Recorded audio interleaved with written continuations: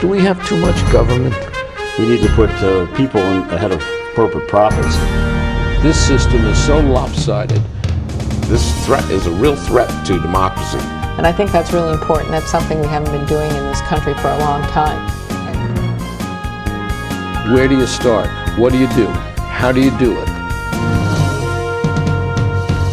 Access to Democracy is sponsored by Thomson Reuters, providing legal professionals with the intelligence, technology, and human expertise they need to find trusted answers.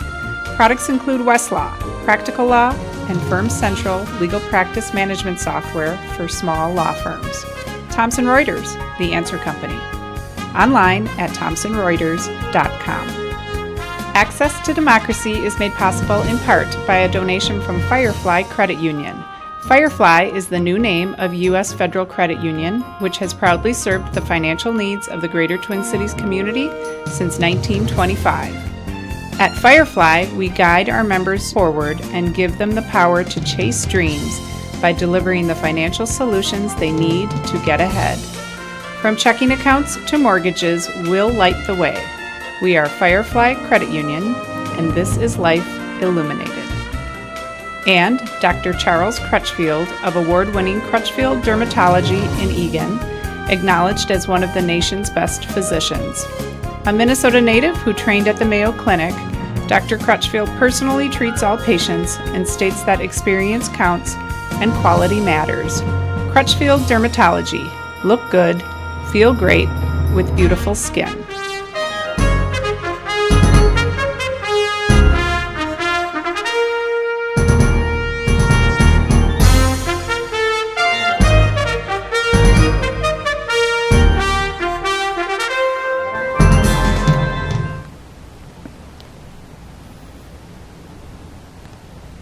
Access to Democracy returns. Alan Miller doing the interviewing, and return guest, always happy to have Sheriff Tim Leslie, the Sheriff of Dakota County, and you've been here multiple times. Interesting that we just had an event in Burnsville yesterday that involved your office to a degree, and I guess it's the first police-involved shooting in Burnsville in 35 years. But there was an incident early in the morning at a McDonald's that ultimately resulted in a man allegedly with a weapon confronting armed officers and being shot and killed. How does your office get involved in that? Because I saw when the story came out, it said Burnsville Police, Dakota County Sheriffs. Well, first off, Alan, thank you for having me. As always, I'm grateful to be the Dakota County Sheriff and the opportunity to serve.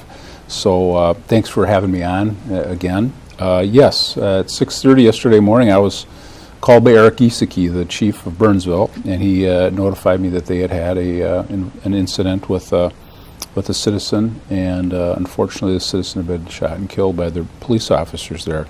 And he wondered if I could come over and make sure that he wasn't missing anything, because there's a lot of details that have to be accounted for.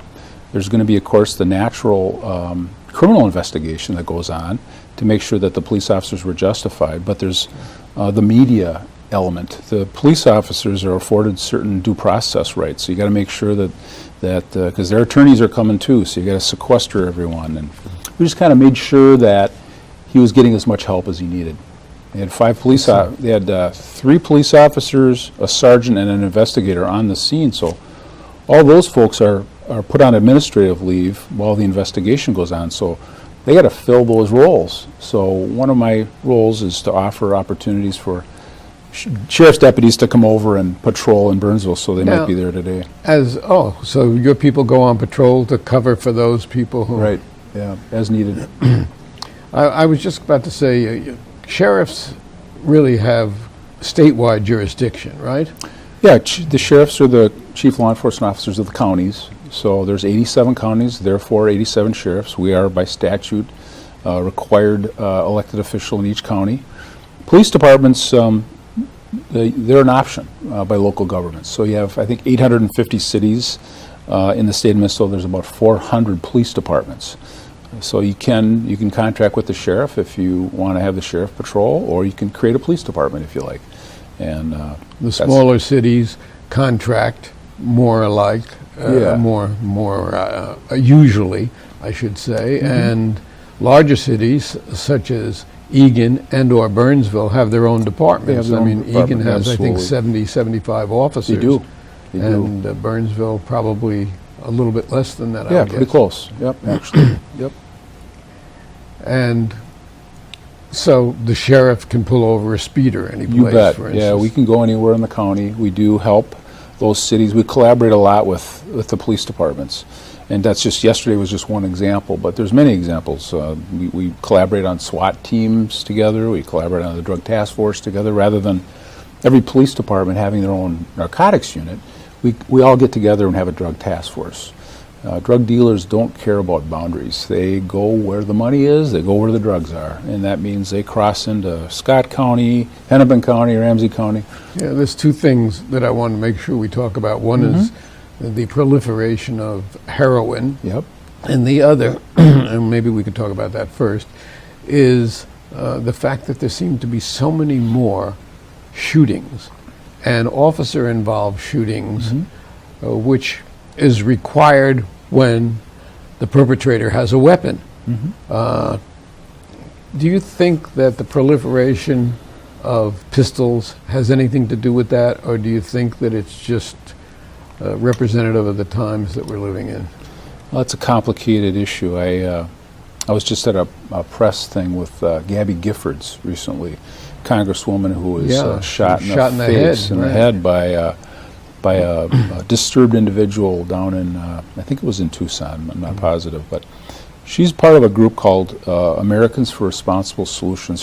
Her and her husband, Mark Kelly, he's an astronaut. Right. And his twin brother, I'm not sure his name, but he's just coming out of space now. Just came back. Yeah, yeah. And, So they're really after trying to find some common sense solutions. So I introduced her at a press conference recently, and actually I got a lot of flack for being associated with her from the more right Second Amendment types that thought I was somehow advocating for lessening the Second Amendment, which I'm which not. you have never done. I've never done. All I'm at is I want to be at the table in that conversation that occurs about what works and what doesn't work. That's indicative of the great partisan divide that we have in this country Yes, at the sir. present time. I grew up in a period, you're only a kid, so you wouldn't know that, but Thank you.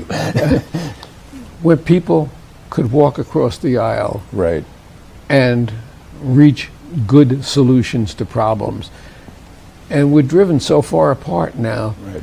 that if you say anything, for instance, anti-gun or second, or which you did not do, all you did was introduce Gabby Gifford, Exactly. but she represents something that Right. people get hysterical about. It's true. It's absolutely absurd. It just goes to the ignorance of the times that we are in, and how uninformed and how partisan people are, and it really is disturbing to me. Yep, I agree. And just look at the presidential race at the present time. Yeah. That's a We're seeing perfect it. indication of We're it. seeing it. The law that exists in Minnesota that requires that I have 30 days to issue a gun permit to someone, it's a must-issue law, unless I have a reason to deny. I deny about 1% of all the gun permits that I receive in my office. We are the number two county behind Hennepin now in issuing gun permits. We've Permits surpassed. are for carry permits? Yeah, permits to carry a handgun, correct. And so we take our responsibilities with that very seriously. But the citizens are the ones who take the necessary steps to apply for those permits are following the rules. They're following the law. I'm more worried about those who don't follow the law, don't follow the rules. They're out there getting handguns elsewhere. And so those are the ones that seem to kind of turn their nose at the law. And those are the ones that you end up reading about in the papers Exactly. also. Exactly. It's and I know police officers that served, and I include sheriffs in that, their entire career and never fired a shot. Oh, absolutely. And I also know how traumatic it is for the officer who has to fire a shot. Exactly. And Some never come back to work. I mean, Yeah, it's so it's- devastating. Yeah. So it's not something that anybody wants to do. So it's usually something that they're forced to do. And It's so either that's self-preservation or the preservation of another citizens. life. Yeah, Exactly. and I'm glad you understand. It's so clear. I wish, that's it. I was at an event yesterday, the executive directors of the nonprofits. I spoke with them. It was DARTS and 360 Communities and United Way. And they said, we have an understanding and a compassion for what you do in law enforcement. We want to support you. What can we do to better understand? And I said, Citizens Academies are one. I think most cities in Dakota County have that opportunity. So attend that and go on ride-alongs. Come out and ride with us and see what we do on a day-to-day there is a basis. city academy in Egan, Yes, there is. and then you have your Citizens We have Academy one going once on a right year, now. which is going Yep, on right now, right now. which Sharon, my wife, She's a proud graduate. is a graduate of, and she's put me under citizen's arrest several times since the academy. It's amazing, but We'd love to get you there, Alan. well, next year. All right. Next year, but in the meantime, anytime I could go on a ride-along, I would love to go on a ride-along. I did it back east Yep. when I was law secretary to a judge. Oh, fun. And it's funny because in New York, you, of course, can't even own a weapon without being licensed. Right. And he was given a .38 when he took the bench. He had been a tort lawyer and went into a criminal court, and he said, "What am I going to do with this?" And he said, "Charge it off to Alan," who I was his law secretary. So from that point on, I was licensed in New York. When I carry came a gun. out here, took the gun and a couple of other antiques that I had acquired over the years, and I took them to the Egan police, and it was before Jim McDonald was there. And I said, "Are you turning these in?" I said, "No, I just want to register them." And they said, "Do you plan to carry?" And I said, "No." And they said, "Go home. No need to register. Go home. Yeah. You don't register them?" No. And that's been the story. But West Virginia just passed a law. You don't even have to take training or a permit. You can just carry a gun in public. well, that And gets that's, pretty scary. That's how far. For what I'm hearing is that 86% of Minnesotans that are surveyed agree that background checks are a reasonable I step think, that people need that's to the least take. you can do is Yeah. a background check. So I think our law is working as it's configured. I think there's some other low-hanging fruit out there in society that we can go after. I think there's maybe some issues of the mental illness community that we got to keep an eye on. But I think for the most part, it's working pretty good. Yeah, I think with the NRA's push, I think we've maybe gone too far, and I don't expect you to comment on it, in terms of guns. We have 330 million handguns in this country. That's almost one per person. And there's a person, legislator in some southern state who just introduced or was in a discussion where he said, well, he thinks that anybody from 4 years old and up can carry a gun. Well, we just read a story about a woman who was taking her 4-year-old to the range, and he was sitting in the back seat with her gun, and he pulled the trigger and shot his mother in the back on the way to the no. range. Yeah, she survived, Yeah. but she said never too young to start them. Well, it might I be that think- 4 years old might be a little yeah. too young, and as they're We digging the don't let bullet out people of her drive back. cars Yeah. till they're 16. So I mean, Yeah. let that be. The car, of course, went off the road, and when the Yep. officers came, there's this poor little kid who just shot his mother in the back. Think of the trauma to a 4-year-old. Can't and, imagine. Yep. weird things, but yeah. We were over in Europe earlier, and the people in Switzerland who all have long guns, but they don't have pistols, and a couple of the other places that we were in the fall, they said, "What is the matter with you people? Why does everybody need a gun?" Yeah. Well, I don't know, but I don't that's the know. way it is. It's It is. it's weird. So you have a big office. How many officers? Yeah, we are the largest law enforcement organization in Dakota County. We've been around since 1853, so we're the oldest and the largest. I have about 180 or so employees full-time, and then in the summer I'll add some park rangers, so it gets close to 200 in the summer, because those are seasonal folks that we put in the parks. Poor during this. park rangers who sometimes discover legislators spooning in a park They've and been, do their job, and and they are doing their job. those yeah. two legislators are Yeah. not running for office Yeah, again. I know. That was kind of a I might say two Oh, married hiccup. people, but Yeah. not married to each other. not married to each other, correct. Yeah, so we have an $18 million budget, so it's big. 50% of that budget is spent managing the jail operations. So each sheriff of the counties manages the jail for that county. Rather than each police department have a jail, Well, we have one. We have Stillwater. That's a prison. That's a Yep, prison. Yep, I'm in You're jail. in charge of that, right? I'm in charge of the Dakota County Jail. Oh, the Dakota County Jail. Yep. Every county has a jail, and the sheriff is in charge of it. And who takes care of the prison? That's the Department of Corrections. The state manages the So prison those system. people are not Those are under your jurisdiction. those are people that have been convicted of a crime. Jail is you're holding them prior to conviction.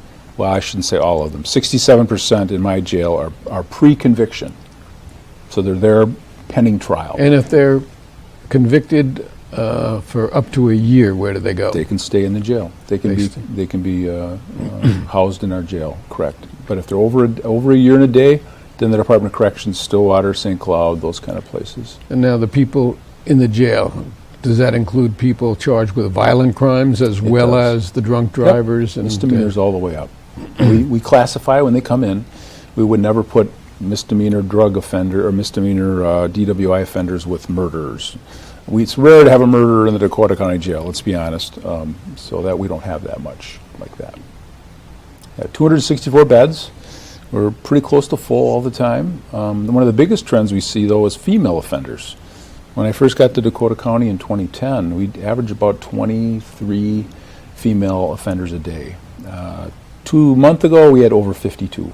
Really? So we had doubled it, almost. And it seems like heroin and meth are the big Yeah, that's what I wanted to get factors. to anyway. There seems to be a proliferation of heroin. Has it become cheaper, or what is the story with that? Yeah, as a matter of fact, you're right. It has become cheaper.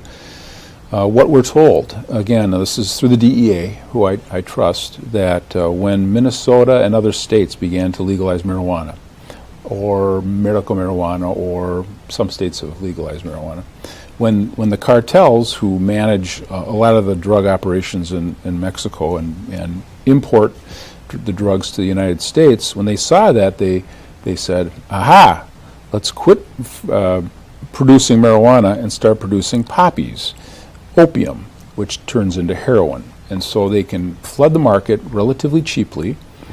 Our people get addicted to opioids, OxyContin, Vicodin. So many stories, even in today's paper, about opioids and the problems. It's a real problem. that, And I'm hoping that the medical community will start to take some control over the overprescription. That I think, you mentioned guns. I think it's like 4 pills to for every human being in the United States is out there every year. So it's terrible. It's pretty frightening. Yeah, it is. Yeah, so we've seen some really pure heroin. So unlike your typical glass of beer, which is between 4% alcohol and 6% alcohol, you don't know how strong your gram of heroin is. It could be 50% pure or 100% pure. If you're used to 50% pure and now you stick 100% pure in, you could overdose. You're gone. You're gone. And we keep reading about we do. overdoses, We're death having by a lot of- overdoses. A lot of those.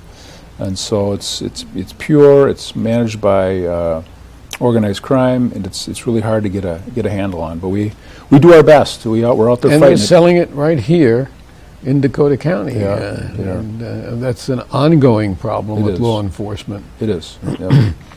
and probably accounts for the increase in women as well as men in the jail. It does. Plus drunk driving, and I just don't understand how. I mean, we just saw in today's paper a woman who was coming from a party, a mother of 2, 23 years old, missed a curve, went into the river, or one of the offshoots of the river. That's right, down in Red Wing. Yeah, and they just fished her body out yesterday. 23 years old with 2 kids. 2 small children. Right. How sad is that?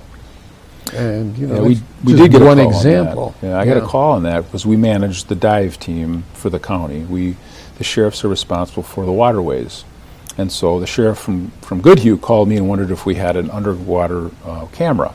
And so we provided our underwater camera to the Goodhue County Sheriff's Office dive team, and they went down there. They saw the car. They saw the Saw the woman car, still in it, yep. and what a pity. But Tragic. it's a self-imposed pity. It is. Why do you drink and drive? I'm sure when the toxicology report comes back on her, she's going to be above 0.8, if I had to take a guess. Probably. And 0.8 means that you can have a couple of beers, a couple of glasses of wine. I'm not even sure if it's a couple of glasses of wine. I mean, Depends on how big you are. Yeah, if you're a small I have person. my glass of red wine with dinner for many years. One glass, 6 ounces thereabouts, usually at home. So Yeah. just for medicinal purposes. Yeah, exactly. And, exactly. Plus the fact that I like red wine, but that doesn't hurt. Good for you, too. That's what they say. It contains something that's good for you, other than It's, alcohol. Yeah. But, you know, you have to know where to draw the line. That's right. You never drink and drive. It's find a ride.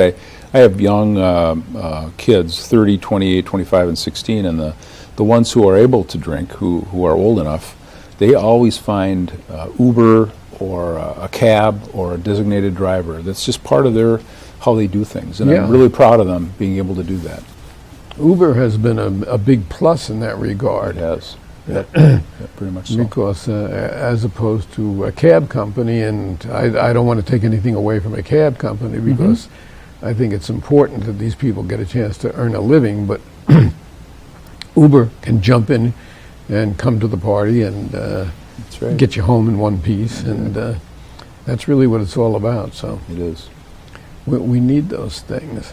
So a lot of your work is administrative. It is. Yeah, as opposed to, you know, being on your horse with your sheriff's hat, Yeah. riding the range. Right. But, things have changed. Yeah, we do. I do a lot of administrative work. A lot of it's visioning, where we're going in the future, and we got a lot of technology issues that are in front of us right now. Body cameras, for example, in law enforcement is a big deal. I don't have them on my deputies who are out on the road. I do have them on my correctional sergeants in the jail, and so we What get about sued on a the lot cars? in the jail. We have cameras in the cars. There are cameras in the cars. We've had those for many years. And we're waiting for the legislature to act on the issue of the cameras on the officers. They're still fighting about the data retention and the privacy issues. Who gets to look at it, and how long do we keep it for? There is no privacy anymore. Really, there are so many cameras in this society. You don't believe me? Ask Hulk Hogan, who's in the middle of a trial right now. Right. But invasion of privacy. But to a degree, that's really important. I know all the officers in Burnsville yesterday had cameras on them. We did. According to the paper, and so all that's going to have to be looked at, and it'll be looked at by the county attorney That's right. to decide whether or not they were Exactly. justified. Exactly. And Yeah. at least based on the reports, the a man who's incoherent and brandishing a knife and right. coming at you doesn't leave you a lot of choice. No. And the investigation's going. Like I'd mentioned, we help and assist the BCA with the investigation, and that's one of our responsibilities, to assist other law enforcement agencies. Yeah. Now, there was an interesting article in the paper recently about you in an outfit called Triad and senior citizen scams and things like Right. that. So how does the sheriff get involved in that? Well, sheriffs across Minnesota have been working with creating a relationship with seniors to try to get them information on how not to be scammed and be victimized by. There's a lot of internet scams. There's a lot of phone call scams right now. Seniors grew up in an era where there's a lot of trust, and unfortunately nowadays there's a lot of scams out there. We had an 84-year-old gentleman in our office here about a month or so ago. He had lost over $300,000 to a lottery scam, where they kept calling him and saying, if you send us some money, we'll free up $10 million. Well, his family found out he had spent over $300,000 doing that, and he has nothing to show for it. Nothing, zero, no lottery winnings, nothing.